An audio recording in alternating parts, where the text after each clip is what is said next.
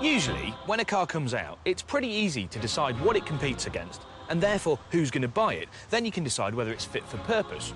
Job done. But it's not the case with the 335i.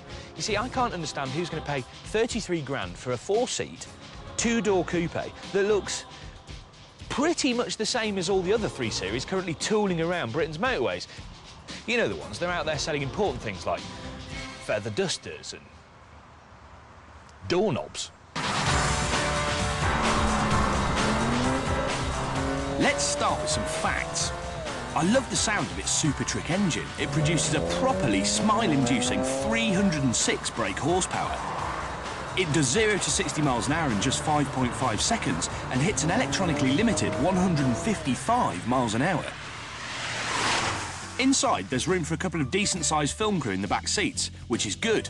But other than a slightly more laid-back driving position, it just feels like a normal 3, which is bad. Same dash, same interior bits. Nothing here to make you think, ooh, I'm in a very special sporting car. The other slight strangeness is one for the trades descriptions people, because unlike the advertising on the back, there isn't actually a 3.5 litre under the bonnet. Instead, it's got a 3-litre straight-six that BMW does so well. The pair of small turbos help whip up the horsepower like tiny, angry jockeys, giving you the power equivalent of a small V8. BMW have used 2 turbos, each feeding 3 cylinders, rather than one giant turbo dealing with all 6. It means they can be smaller, which means they get up to speed quicker, which means less turbo lag. Simple. Does it work, though? Well, yeah. This is a really weird engine. There's very, very little lag at all, and peak torque arrives at about 1,300 RPM and stays with you right until 5,000. That means that initially it reacts like a big diesel 6 with all that grunty low-down torque, but then when you rev it, it goes all the way to 7,000 RPM with loads of power, and it just feels really strong.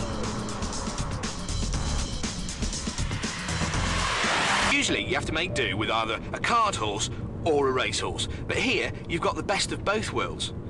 It's a racing cart horse. The fact that this is a relatively light engine compared to, say, something like a naturally aspirated V8 with similar power means that it corners with a real light-footed feel. It might be immensely quick, but it never feels like it's going to turn suddenly and punch you really hard in the ego.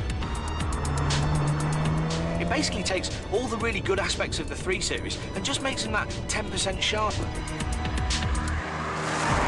Which makes it very good indeed, but I'm still a little bit deflated about the styling. Because don't forget, for the same money, you can have something mental looking like a Chrysler 300C, and that comes with a 5.7-litre V8 that you can tell your mates about. Now that would make you exciting and interesting.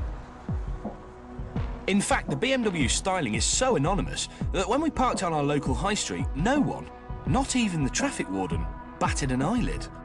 I want my 30 grand coupe to turn heads, but in 30 minutes, not one person appeared interested. Bah.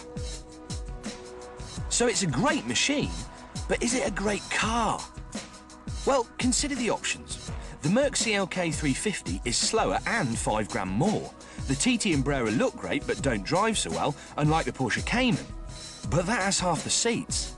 Which means that spending £33,000 on a 3 Series coupe suddenly makes sense. It's wickedly fast, it handles brilliantly, and it's a well-sorted coupe. It's just that it looks, well, it looks dull. I want a more emotional response from a coupe. Basically, I'm just looking for a bit more of a tickle in the trouser department.